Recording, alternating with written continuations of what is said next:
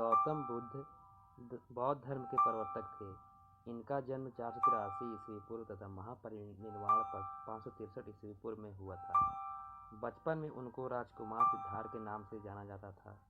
बौद्ध धर्मों के अनुसार गौतम बुद्ध के जन्म से 12 वर्ष की एक ऋषि ने भविष्यवाणी की थी कि यह बच्चा या तो एक सार्वभौमिक सम्राट या महान ऋषि बनेगा।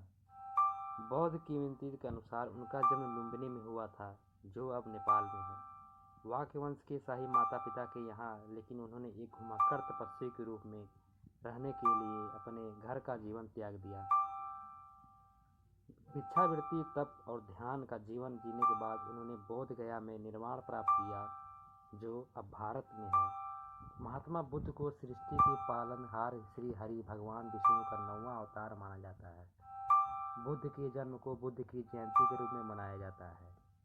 मनुष्य को अतीत के बारे में नहीं सोचना चाहिए और न ही भविष्य की चिंता करनी चाहिए। गौतम बुद्ध बौद्ध धर्म के प्रवर्तक थे। इनका जन्म 483 ईस्वी पूर्व तथा महापरिनिर्वाण 563 ईस्वी पूर्व में हुआ था।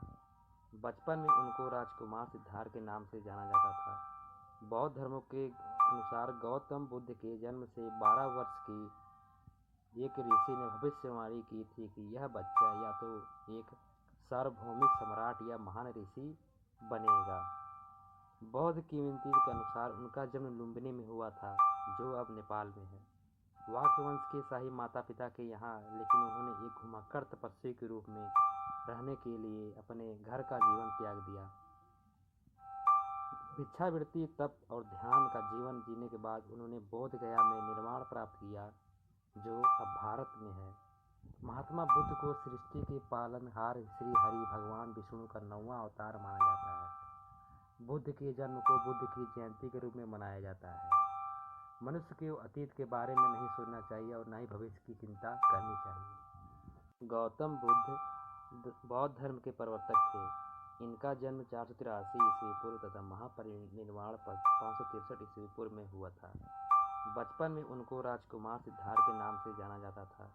बौद्ध धर्मों के अनुसार गौतम बुद्ध के जन्म से 12 वर्ष की एक ऋषि ने भविष्यवाणी की थी कि यह बच्चा या तो एक सार्वभौमिक सम्राट या महान ऋषि बनेगा।